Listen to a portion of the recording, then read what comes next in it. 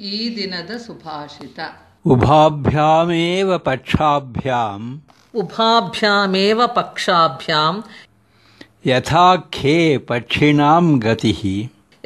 ಖೇ ಪಕ್ಷಿಣಾಂ ಗತಿಃ ತಥೈವ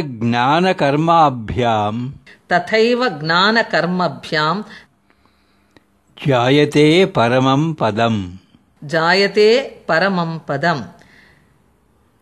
ಹೇಗೆ ಪಕ್ಷಿಗಳಿಗೆ ಎರಡು ರೆಕ್ಕೆಗಳಿಂದ ಆಕಾಶದಲ್ಲಿ ಗಮನವಿದೆಯೋ ಹಾಗೆಯೇ ಜ್ಞಾನ ಮತ್ತು ಕರ್ಮಗಳಿಂದ ಉತ್ತಮವಾದ ಸ್ಥಾನವು ದೊರೆಯಲ್ಪಡುತ್ತದೆ.